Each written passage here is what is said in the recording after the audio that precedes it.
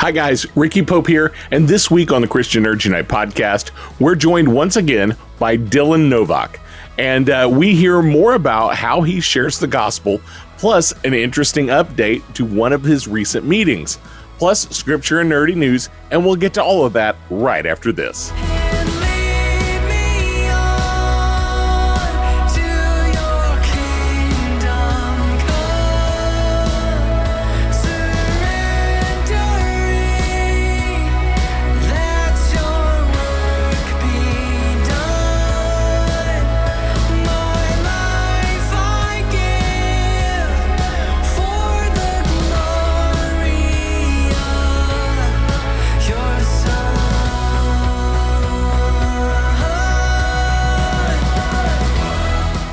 It's always a joy to share with you every week. As you know, we are part of the Christian Nerd HQ podcast network, and we recently launched a new show called The Bible Nerd Show. Here's a quick word from David about the show. Hey nerds, this is David. You know me best from Tatooine Sons, but I want to introduce to you a new show coming to the Christian Nerd HQ. It's called The Bible Nerd Show. This is where a preacher, a teacher, and an average Joe all come together on a weekly basis to look at the blockbuster television series called The Chosen. Each week, we take a deeper look into it episode by episode as we uncover some of the best moments within the show, some of the biblical stories within it, and identify whether or not we agree with the choices that they made biblically. And we look at the historic, geographic, religious, and cultural context of each episode. It is a lot of fun. We can't wait for you to check it out. It comes out every Thursdays here on the Christian Nerd HQ. Make sure you check out the Bible Nerd Show. Make sure you check out the Bible Nerd Show and all the other great podcasts at Christian Nerd HQ. Well, let's start with some scripture today. 1 Corinthians 3, 6 through 11.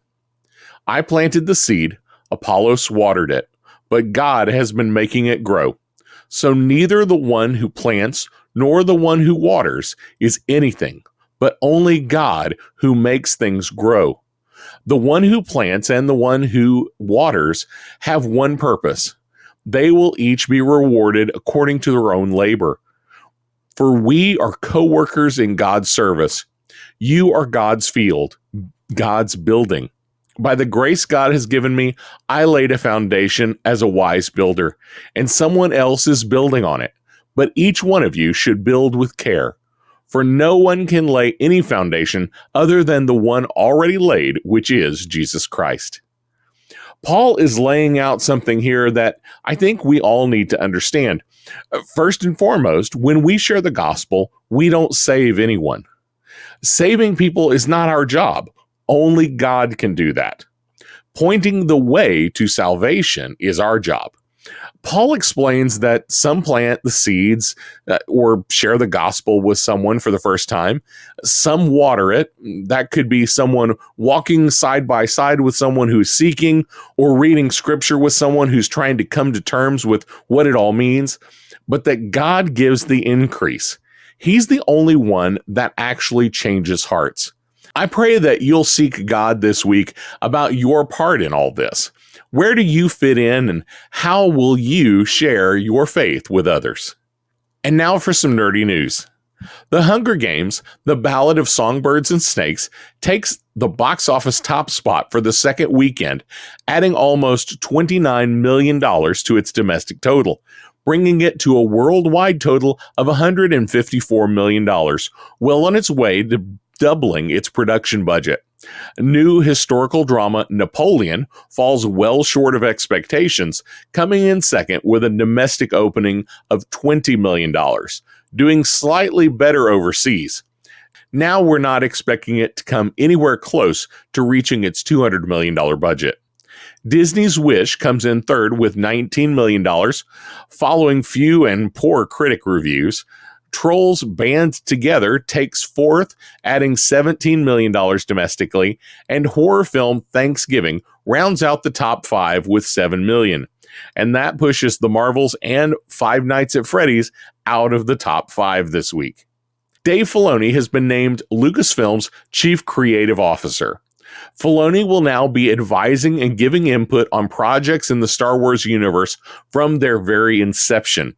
According to The Hollywood Reporter, he will be working in conjunction with President of Lucasfilm, Kathleen Kennedy, and Head of Development, Carrie Beck. In a Vanity Fair interview, Filoni is quoted saying about his new position, "I'm not telling people what to do, but I do feel I'm trying to help them tell the best story that they want to tell. I need to be a help across the galaxy here, like part of the Jedi Council almost." Jackie Chan and Ralph Macchio are leading up a new Karate Kid film. Hollywood Reporter says that they will reprise their respective roles from previous films. It's unclear how this will all fit together, since the reports are saying that Chan will reprise his role as Mr. Han from the 2010 remake. Producers are currently on the search for a lead role, receiving over 10,000 submissions from the casting call. The team will need to make a decision quickly if they are to hit a current release date of December 2024. In our interview today, we continue our chat with Dylan Novak, who goes by the handle Celebrity Evangelist online. We dive in a little more into why and how he does what he does, sharing the gospel, and stick around to the end as I've added a bit of an update because in this conversation, we talked about an upcoming meetup, and I had him come back and give us a quick update on the results. Plus, he shares how you can get involved. Let's get right into our interview. So you've mentioned a lot of musical artists. You've mentioned a few actors and actresses. Mm-hmm. Have you tended to lean one way or the other? Are you mostly going after musicians, and actors are less of a thing, or is it just kind of whoever's the right opportunity? I'd say it's that whoever's the right opportunity. Musicians a lot of times are more likely to be reached just because they tour. A lot of actors don't. What I do love, though, is when actors and actresses get it in them to be like, you know what, I'm tired of doing just the acting thing. I want to pursue music. Even if they aren't the greatest, they know they can sell out a place for fun. It's kind of like Keanu Reeves right now.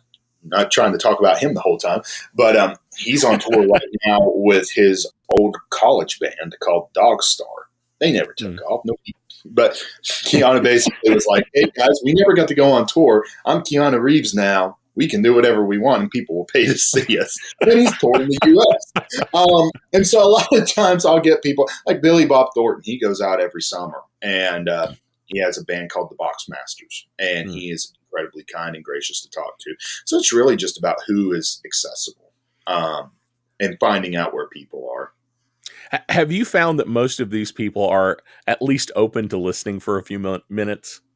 I would say 97 to 98% are open to listen for a little bit. Now, I have seen some, like, of course, you got your street preachers who, I'm not saying that all street preachers are bad. Like Ray Comfort, love how he does it, but most are just very aggressive, and they scare me. I'm like, we're on the same team. We're on the same team, and I'm scared of you. But I believe that when you show intention and just genuine love and care, it's like, I'm not trying to ask something from you. I'm not trying to convert you to my church or anything like that. It's like, I love and care about you and your soul. I wanted to give you this. I'm praying for you. And a lot of times, like at conventions, you know, especially in those settings, because the people are there to meet people. Mm-hmm. And, you know, some people are more open to talk than others. But they, you know, almost always will open the gift and look at it. And then then the ball's in their court. Where do you want to take this? Do you want to talk about it more? Or do you want to just say, I'll look at this later? And I've had some people say, I want to look at this in the privacy of my room.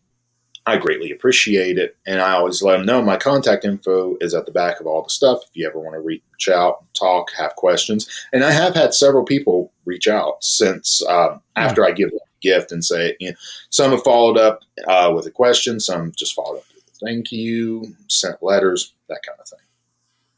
Very cool. I was about to ask if you'd had anyone ever follow up on it. The best one's Jerry Lee Lewis. I met him. He was flying out of Greenville, South Carolina, after his final concert. Before he had his stroke, was put in facility. But he had done an interview with The Guardian, and he had, they were talking about him having a Christian upbringing, and he said, I wake up every night worried I'm going to wake up in hell. And I was like, that's not something you should be doing. And his wife in the interview was, no, don't worry about that. You're going to heaven. And he said, no, I don't know that. And so I had the opportunity to talk with him at the airport, and it was so perfect. I mean, it's truly, there are certain moments that's like, this is so God orchestrated. And that was one of them. It was like nobody was in the airport but us. And he started off typical Jerry Lee Lewis, like, and he's like, there's more of you. I'm going to jump out and try to get autographs. I said, nope, it's just me. There's nobody else here, which is why I'm very thankful I'm in this area. I'm not in New York full time or Los Angeles or even Atlanta. It's like, a lot of times it's one-on-one. Had a conversation with him. He was very excited when, I think it was, let me see, it was this tract actually, How Can We Know We'll Go to Heaven? And he showed his wife. He was really excited. He said he knew exactly what I needed. And so we talked a little bit more. I showed him. I was like, you could have assurance of your salvation today. You don't have to be in a church. It doesn't have to be this perfect setting. And he told me, he's like, I really want to keep talking to you, but I'm afraid I'm going to miss my flight. And to his credit, how he made his flight was a miracle. And I'm even standing there like, I would be stressed. But he said, well, if I want to say anything more to you, I've got your info. And a week later, I got a letter in the mail from Jerry. And it was just a simple little note. It said, do not worry, Jesus is my Lord and Savior. And it was dated 2 days after we had talked. Wow. So that's the best follow-up I've ever gotten, which, of course, that's the whole purpose and point of ministry, to see people come to know Jesus as their Lord and Savior. That's awesome. Well, it sounds like you have a little bit of a crazy life. Just a little bit. Doing all this. Would you encourage other people to try this? And if so, what would you encourage them to do? So I already know there's this one guy. His name's Jamie, real sweet kid. He lives up in New York, and he goes to Comic-Cons once or twice a year. And a lot of times he will take them tracks now, and or he'll write him a letter or something. And he would usually message me and say, hey, be praying. I'm going to go after this person. Sometimes it's somebody I've already talked to, and he's like, do you have any pointers? It truly is just so encouraging to see that, because I can't reach every person, just like, whatever ministry platform God's given you, you can't reach everybody. That's why we all have to work together and follow the Great Commission.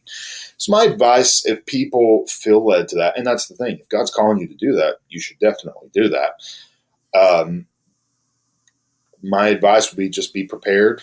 Like anything, you're going to have some people that are very receptive. Paul says always be prepared to give a reason for your hope. It doesn't mean you have to have every answer ready to go at the drop of a hat, because we're not perfect. We're flawed people. We're not, like me. I know it's the Holy Spirit because I'm not that smart. And I always tell my youth kids, I'm like, hey, if you ask me a question, I don't know the answer to it. You're challenging me, which is great. And I'm going to get you that answer ASAP. Also be prepared for people to be unreceptive and to show grace in that, because if we respond hatefully to somebody, and that's where I made that comment about street preaching, and I've seen it where somebody will, they're out there on a megaphone yelling. Like, I was walking out of Winter Jam. I faithfully go to Winter Jam every year. I love it. It helped change my life. I know it's changed thousands of others. But there were these people here in Tennessee, and they're out there with a megaphone. Inside this building, they are preaching a false gospel. You all are going to die and burn and go to hell for all eternity, and you will remember this moment. I was like, well, what? How is that drawing anyone in? There's no kindness. forgiveness. There's no grace. Mhm. So, and then I would see somebody go up to them and say something. And when they disagreed, instead of being respectful, they just got on, very big and loud, calling them an idiot, basically. So when we show grace, though, it shows us that we're set apart from the things of this world. And I preached about that at my youth group last night. We're called to be peculiar, which one of my kids yelled, "Oh, you definitely are." And don't you just love kids? And I was like, I was kind of waiting on that. I said, good, I'm living a biblical life. But I told him, I said, the word peculiar means to be set apart. It means to be different. It means not to be normal. And if we just turn on the news and look at what's normal in the world, we see how we need to be different. And we need to be different in every area, not just in our beliefs, but in how we handle ourselves, how we treat others. Just like last week, we took my daughter to Disney for the day when we were in Florida, and I've never been in a car wreck before until Saturday. It was great. Wow. Yeah, because I would rather drive one eye blindfolded in Knoxville than drive in Orlando. It was terrible. But it was that stop and go traffic, and we were at a complete stop, and then just out of nowhere, this truck just came and plowed into the back of us. They weren't paying attention. And thankfully, we only lost an hour at Disney. We were able to get going, get there. But, oh, man, I was burning up before I got out of that car. Because, of course, the first thing as a parent is you look at your kid, are you okay? And it's so funny. She says, yeah. And I'm like, okay. Then daddy bear mode comes on. I'm like, I'm ready to tear someone limb from limb because I'm thinking this is probably some stupid teenager on their phone or something. And I have my hand on the door and I want to chew the guy out. But I was, Lord, give me grace, give me peace, give me patience, allow me to reflect you, which I've prayed that prayer and failed many times. And then when I got out, it was this 70-year-old man who was almost in hysterical tears. He's like, I see a car seat. Is your kid okay? And I was, she's fine. And I'm like, we have to realize we're all human. We all make mistakes. We all act out of anger sometimes, but we need to do our best to be set apart. So all that being said, even when things don't go your way, just do your best to reflect Jesus. Because like Paul says, imitate me as I imitate Christ. That doesn't mean to imitate other Christians. That means look to Jesus. That's who you're supposed to model. Awesome. Well, with that idea in mind of offering grace and you're reaching out to people who are who you're concerned about, especially with a lot of things that are happening in Christian music right now. There are a lot of people in Christian music who are stepping away from the faith. Yep. Are you considering reaching out to some of those? If we weren't on the air right now, I'd say the person's name that we're probably both mainly thinking of. 90s band, by any chance? I can think of several. So, yeah, there's one that stands out to me. I was trying to think of a clever way of saying it without saying it, but I'm not going to do that. Don't worry about it. We're cool. Don't say it. Yeah. Oh yeah. No. Yes, because my heart breaks for those people. The whole deconstructive movement is very, very sad because I see, and I grew up in a very fundamentalist mindset. And I remember very clearly seeing people like Toby Mac and Newsboys and different really good Christian people put on a screen and by a guest preacher saying these people are evil. Mm-hmm. They are leading people to hell. They preach a false gospel. And I believed that for many, many years. And then, of course, over time, I started doing my own research. And I'm like, these are actually really good, godly people who are preaching the gospel and reaching thousands of people. That being said, just like church, there's going to be people who fall away. There's going to be people who you thought were the real deal and they aren't. Mm-hmm. There are warning signs. I recommend John Cooper's podcast from Skillet. He calls stuff out like it is, and he's talked about this deconstruction in Christian music a lot. I had an encounter with a former lead singer of a group, and we'll just state it like that. Like you said, there's no reason to sling mud like that. But this ends very positively, and this is hopefully an encouragement of how you reach these people. This guy, he stepped away from Christian music. He was doing mainstream music. That doesn't necessarily mean they're a bad person, Right. but it does make you go, wonder why you're doing that. And then he and I got to know each other on a first name basis. And really, he was just trying to step ladder out of Christian music into the secular world. And he made a very controversial post. And keep in mind, this is like 10 years ago. This was long before all this really became mainstream. Mm-hmm. And I called him out, not in an ugly way, but I was just like, hey, I'm worried. Because we were at a position I felt like I could say, hey, I'm worried about you. Yeah. And instead of saying anything, he just unfriended me on social media. And I was like, wow, okay. And then I sent a big follow-up email like, hey, I didn't mean that ugly. I just love and care about you and your soul. And then he did right back. He's like, yeah, I don't want to be associated with Christianity at all. I'm stepping away from it. And I was like, wow, well, I'll be praying for you, man. I'm really sorry to hear that. Fast forward to about a year and a half, 2 years ago, I get a friend request from this person. I was like, that came out of nowhere. And then got a good conversation going of how he was getting back on path with Christianity. He's like, I'm not jumping into Christian music because I don't want it to seem like I'm like, okay, well, I fell in the secular music, so I'm going to take advantage of Christianity again. I feel like a lot of times if we would have responded in a very hateful way, it pushes people away more. Mm-hmm. There are some people, though, that just gut me and break my heart, just posts they make, and it's like, wow, that's really how you view Christianity. And some people have just been hurt. But all that to say, yes, there are some people that I have reached out to and some that I'd really like to reach out to and talk to. And, basically be like, hey, I'd love to hear more of where you stand. Because I feel like with Christian artists, we could be more blunt in saying, hey, you were once this, now you're this. Could you explain to me what happened? And kind of open the door from there. Awesome. Well, I definitely hear your heart for people through all of this. And I'm excited about what you do. I'm always looking to meet and interview people who are involved in the entertainment business, and who are also believers, because I love hearing their stories and I love hearing how they're using their faith in their creative medium. So this idea of, reaching out to those who don't have faith or who've lost their faith, it really excites me that there's people like you that are excited about this as a ministry and want to see it happen. I'm super thankful for what you do and how you do it.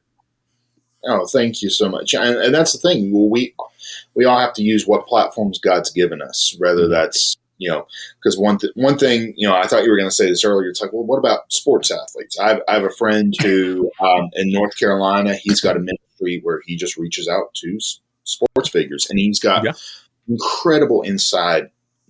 I don't want to say information, but just incredible insider ability to reach these people. And of course, I can't talk music to people. I mean, I can't talk sports to anybody. It's terrible. But I can same. Yeah. I can talk music and movies all day long, though. Yes. But that's why God has placed us all in different areas, and we have to absolutely. Like I said, we got to reach people, and I encourage people to have this mindset: what's going to really matter in the end? And when we get to heaven, we come face to face with God. We have to give an account for what we've done in this life. We have to ask ourselves, what are we doing that actually matters? Mm-hmm. Because if we're going to be completely real and honest, a lot of what many people do, and myself included, I preach to myself, it's not going to matter. It's just meaningless. And I'm starting to sound like Ecclesiastes here, but it's the truth, though. It's like, okay, in the long run, this isn't going to matter. But when we focus on the things that do matter, that's where true joy can come in. Not just our life, but it starts to overflow into others. And that's how the love of Christ is seen by a lot of people. Awesome. Well, Dylan, how can people keep up with you, what you're doing, and how can they help be involved? Yeah, so there's several different ways that you can get connected. The first thing, follow us on Facebook and Instagram, Celebrity Evangelist on both. You can go to my website, celebrityevangelist.org. There's a place you can sign up for newsletters there. I send out quarterly newsletters. And in those newsletters, I give a little bit more inside information that I don't necessarily post. Nothing, no private information, but it's like I'm not going to expel this whole thing on social media. Also, there's a really cool thing that my wife thought of when we first got married. It's called right before we got married, it's called Join the Mission. And what that is so I don't know if you've ever gone to a Comic-Con. I would imagine you have. Have you ever gone up to any celebrity to buy their autograph or anything? Yeah. Yeah. So, it costs a lot of money to get up to a lot of these people. Oh, yeah. Some of these people, it's just like, oh my goodness. Well, for the most part, I'm just worried about getting in there and getting up to have a conversation with them. Don't care about keeping an autograph. And so what was happening was the ministry bank account was just going downhill the more cons you go to, because that's just an endless money hole. And so my wife and I, we started looking at numbers, and she said, why don't you ask people to partner just with specific celebrities? So what Join the Mission is, it's a way for people to be a part of the ministry when they're unable to go to something themselves. So, for example, here in a couple weeks, which you said this will probably be a few weeks ago once this podcast is aired, I'm going to Philadelphia to witness to Ozzy Osbourne. That's the package to be able to witness to him is ironically $666. Everybody can eye roll right now. I read that. I was like, it's kind of funny. It's kind of not. It's just sad. Somebody said something. They were that's like, all in the marketing, my friend. That's all absolutely. in the marketing. It's called the Ultimate Sin Package. I was like, this is obnoxious. I stared at it for a good minute. I was like, this is so cheesy. It's not even funny. You're trying to just get so much nostalgia. My goodness. That's hysterical. But yeah, so it's a lot of money to get to Ozzy, and his whole family will be there as well. But Join the Mission, it's like, okay, if you feel led, here's a statement of faith from Ozzy. Here's what Ozzy believes. Here's what he said. And here's how much it's going to cost to get up to him. So when somebody joins the mission, say for Ozzy, I think I have had, I'm going to speak past tense. Ozzy was $300, but Sharon was only $60 because they all are different price tiers. You know that from going to Comic-Con. Well, when you join the mission with somebody, you get that autograph, and it can be personalized to you. You can give it to somebody as a gift. The holiday season's coming up, and that's a great way for somebody to fund the ministry and get something back out of it. And I'm also going to text them or email whoever joins the mission, hey, I'm in line. Hey, I just talked to them. Here's a picture of your autograph. A lot of times I'll take a photo of them signing the autograph. Here's what they said. So they get the full down low of what happened. So that's a great way to partner. Of course, typical monthly giving or one-time giving is always appreciated and needed. And if somebody listening is a pastor or has a good relationship with their church, I would love to come to your church and share my ministry or preach. We're going to be going to Missouri here in a few weeks for a revival. And so we go all across the country. So just shoot us an email and we try to work something out. So welcome back, guys. Dylan and I had a conversation several weeks ago, and he mentioned Ozzy Osbourne, and he mentioned going to see him in the very near future. Well, that all happened, and shortly thereafter, Dylan made a couple of posts that I thought were really interesting. So I thought we would follow up on this story just a little bit. So Dylan, tell us a little bit about what you found out after the fact. Yeah, so I know I talked with you about Ozzy and that I was going to meet him. I don't think I told you any of the details on the podcast. I don't think you hadn't gone yet. That's what I thought. It's holiday weekend. It's beyond holiday fog brain right now. But yeah, so I flew up to Philadelphia to witness to Ozzy. And I don't know. I know this is Christian Nerds podcast, so I don't know if there's anybody listening who went to the Mark Hamill autograph signing this weekend in San Francisco or have seen pictures of it, but they've got like 2 tables in between you and Mark Hamill and a rope, like lines like are in Disney World, a rope holding you back from even the second table. And I'm like, well, that's real personal. I wasn't there. I've just seen the pictures, and I'm like, oh, I really hope if he ever comes around and I'm able to witness to him, it's not like that. But anyway, that was my fear with Ozzy, that it was going to be something like that. Mm-hmm. And it could be understandable to a degree because I'm like, you've got Parkinson's. You're trying to not have people grab all over you. And they did have kind of a little bit of a wider table set up, but it was a very personal atmosphere. He shook your hand. I'm Ozzy. It's nice to meet you. Just very kind, sweet man. And I told him the reason I came up here was to bring you this gift. He wanted me to take out everything and show it to him. And I said, I was reading your interview where you said that you want to read the Bible, but you have a hard time understanding it because it's in a language you don't understand. And he's nodding his head, oh, yes, yes. And I said, so I got you this. And I pulled out a Bible I got for him, and I had his name put on the bottom. And he goes, well, that's not going to help me. I said, no, it's a New Believer's Bible. And I explained to him, showed him how it's easier to understand, and he absolutely loved it. And we looked through the rest of the material for a brief moment. He was incredibly appreciative, and then went on to the next room, got to talk to the whole family. And Sharon was very sweet, didn't talk to her or Kelly that much. Not that they were rude, they just weren't incredibly talkative. Jack, on the other hand, was very talkative. And he has a new show called Portals to Hell, which I thought, wow, that's bold. And so anybody who evangelizes knows you try to bait a conversation sometimes to get it going in the direction you want to. So I said, so are you trying to open a portal to hell? And again, this is the youth pastor in me coming out. I'm asking a question I already know the answer to, but I want you to start talking about it. And he goes, no. And he said, we're not really dark, evil people. It's a brand. We go along with it. I'm like, right, of course. And he said, no, really, I'm just open through spirituality. I want to be in touch with the spiritual realm, what's real, what isn't, what's there. And I was like, wow, how interesting. That just goes perfectly in line with what I have for you. And so I told him what I had, and he even said, oh, I see what you did there. And we started going through it. And he said, well, it's like you knew this was tailored exactly to where I am. This means so much. Thank you. He got a piece of paper. He wrote down a bunch of different podcasts he had been listening to. Some Christian, some not Christian. But he said, just listen to this. That way, if you ever see me again, you kind of know what I've been listening to, what I've been looking into. And so our conversation ended on a very good note because he was like, I'm very open. I'm searching. And this perfect. So that was October 13th in Philly.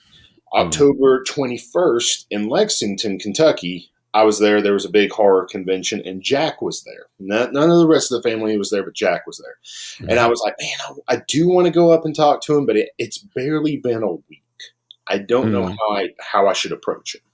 Yeah. And so I just kept praying, okay, I don't want him to feel like I'm shoving it down his throat. And I'm like, hey, every stop that you go to, I'm going to be here. And because I was like, it'd been one thing if it had even been one city in between. Nope, it was the very next one. And I stepped out of line. I just spoken to Richard Dreyfuss, and it was very crowded. So I kind of stepped out of the line, and I hear somebody going, hey, man. And I recognize his voice. And I turn around, and I was standing in front of Jack's table, which if anybody's ever been to a Comic-Con, you know how crowded it is. Sometimes you don't even know where you are. And I was like, I am completely blocking Jack Osbourne's table. And I said, oh, dude, I'm so sorry. And I started to move. He goes, no. Come here. Were you in Philly last week? And I said, I was. He said, I thought I recognized your jacket, which is my Love God, Love People, Danny Gokey jacket. And he said, you're the one who gave Dad the Bible too. I know you gave me stuff. You gave Dad that Bible, didn't you? I said, I did. He said, I want to tell you that's probably my dad's favorite gift he's ever gotten. He about pitched a fit and would not go to his hotel room without his Bible. He said, we finished the photo session, which just to put in perspective of what a trooper Ozzy Osbourne is, he started the autograph signing. And of course, some people are like, well, of course he's a trooper. He's getting paid thousands of dollars. But I can tell you, and anyone who goes to Comic-Cons, people take breaks all the time and make you wait hours. Ozzy started at 5 o'clock. He didn't end until 2 a.m.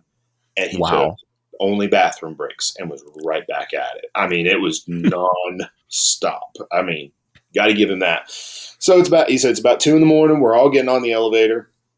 And he said,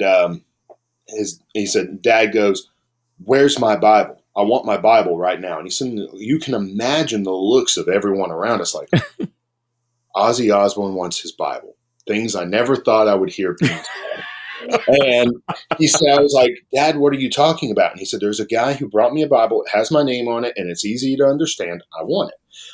Dad, the room downstairs is already locked. We'll get that later. And see, Ozzy had, so again, like the way conventions are, usually guests are there Friday, Saturday, Sunday.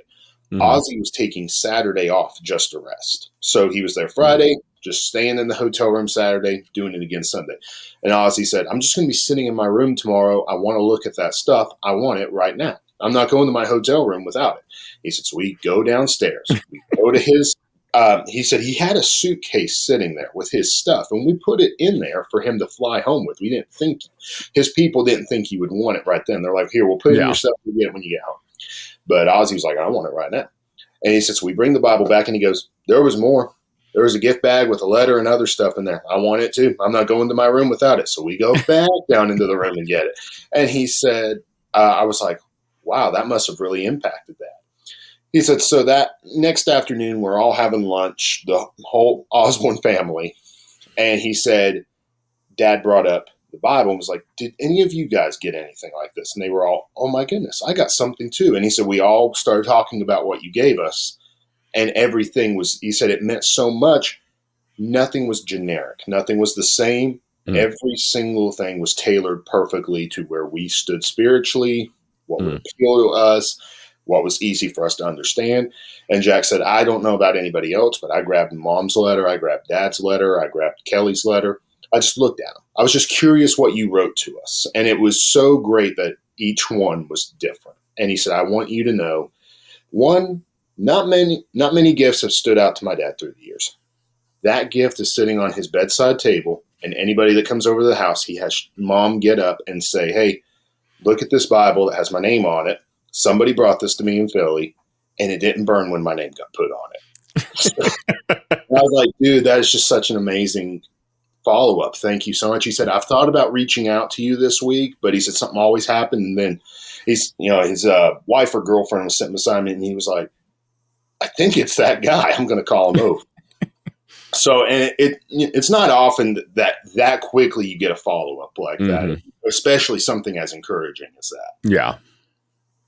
That's awesome, man. What does that mean to you, getting that kind of reaction? Well, it's on one, see, there's always you could say the little devil on my shoulder saying, these gifts don't make it out of this convention floor, especially when it's in a convention setting, because through the years, like when I first started doing this ministry, nobody brought anybody gifts. Now, because of TikTok and trends, people are doing it all the time, mostly to try to promote their business. Sometimes it is something nice, but it shows, yes, just like with any evangelism, just like with any witnessing, there are going to be some that listen, some that don't. Some of the people you think would be the least receptive, the Prince of Darkness, may end up being the most receptive. And, it's just encouraging also knowing you don't know what's going on behind the scenes. If I hadn't gone to Lexington, bumped into Jack, there's a very good chance that he may have never reached out to me, and I would just go through life wondering, well, I wonder if that had any impact on Ozzy spiritually, Sharon, Kelly, or Jack, if they even took it home, but knowing that in Ozzy's house in California, that Bible's sitting there.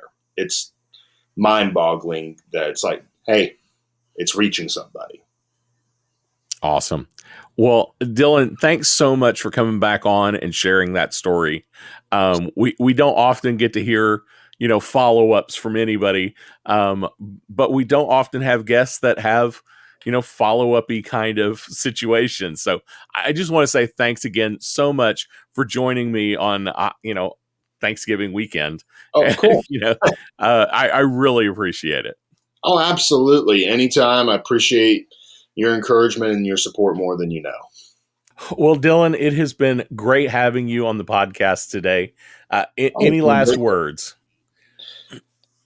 Whatever God's calling you to do it. I mean, that sounds more like a Shia LaBeouf quote than anything. Just do it. Do it. but no, seriously, I say that because I can't tell you, and from working with youth especially, because kids will tell you everything. Adults won't necessarily, but kids are like, yeah, I really felt God leading me to this. Then why didn't you do it? Well, I was scared to. Why? Because I was scared of what people would think about me. At the end of the day, it's not going to matter. It's like we're doing tomorrow night a fifth quarter at our church, which is, I may not know much about sports, but I know there's only 4 quarters. But fifth quarter, that's for people to come over here, not just our kids, but them to invite their friends, nachos, bonfire, just a great outreach. And that way people can get comfortable with our church and say, hey, we're not all scary here, because sadly that's the image that a lot of these kids have been given. Yeah. And so I've given I printed out a couple hundred flyers, and these 2 girls in my youth group just are giving them out like crazy. Right before our interview, I was at the school giving them more to give them more of their classmates.